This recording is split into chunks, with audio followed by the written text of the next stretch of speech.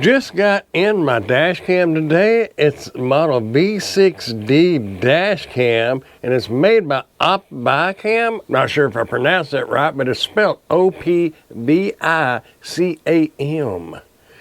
Features 4K, Wi-Fi, GPS, got a 170-degree field of view on the front cam, and a 140-degree field of view on the rear camera. Has night vision.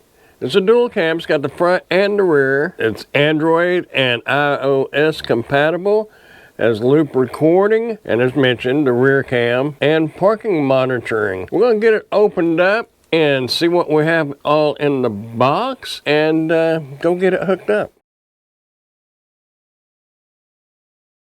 Which this is like a business card, the user manual. The camera itself is relatively small. Does have a nice wide screen, not real thick, but it's a wide screen. You'll have your 3M backing to stick to your windshield. And it does feature the Sony sensor with a 1.8 aperture and wide dynamic range technology. With that 1.8 aperture, it should do pretty good at night. Let's see what else we have.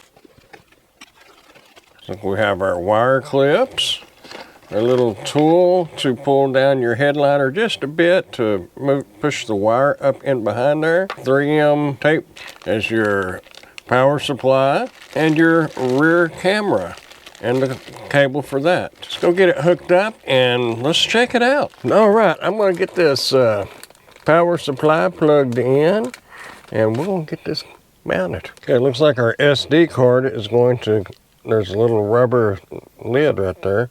Looks like it's going to go right here. Before we get this hooked up, let's run through some menu options here. Get some power source. Format, all data will be deleted.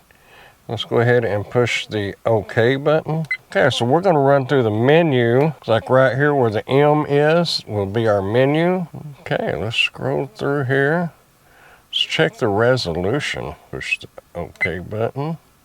We're set at 2160. You can adjust this to the different resolutions, which that one's okay for us. We'll hit this arrow button and see how long it will give us for our recording. We got it on 1 minute right now. In most cases, that's probably pretty good. I personally like the 2-minute loop recording. All that means is it records for 2 consecutive moments, and then it stops, creates the file, and it continues recording, but each file will be 2 minutes long. WDR, that's fine. We'll go with that. Audio, you can turn this to have the audio on or off. And I personally like to have it on in case I need to make a verbal note of something. G sensor. We're going to put that, well, that's on medium already. That's a good one. Parking mode, you can put it on time lapse, motion detection, or shake to record.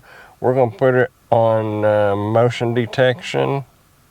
So let's scroll over, and our date and time. Our month was correct, but okay, you're going to push the OK button to scroll through there. This is February, but it is the 6th. So let's drop that down. Went the wrong way, didn't I? There we go. And the correct time is 4:40. So we need to change this, and that will work. Stamp, you can put a time stamp in here. We want to make sure we have the, well, they're all turned on. We're good to go there. We want to set this to, I personally want to set it to miles per hour. GPS, we'll make sure that's on. That is on. Wi-Fi, we do not really need the Wi-Fi, but you could set that on there if you wanted to. Screensaver, it just means it'll shut the camera off where you can't see it. It's obviously it's a screensaver. It just goes to a blank screen. We're going to leave the screensaver turned off because I like seeing the screen the whole entire time. Let's check our language input. It is set to English. We're good there. Time zone. We can change our time zone though. There's multiple choices here. We are on the central time zone where I am at, so we'll go with that one. And obviously the beep is on because we are hearing the beep. You can turn that off if you'd like. Power, that means when it comes on, it will make a sound to let you know that it's on, which I think is a good thing. Now we've already formatted the SD card, and you can see your version number. All right, we are good to go. We've got it all set. We'll get the rear camera plugged in and see what it looks like. You can push this button right here to take a picture. We're going to get it stuck up there in the windshield and check out the quality. That should cover all the basic menu items. I didn't mention this, but the rear view camera is going to plug in right here. That will plug in right there. We're just going to basically set the rear view camera in the back panel. All right, we have the camera hooked up, and we've got the rear camera in the rear of the vehicle right there. We're going to do a little driving and see what it looks like.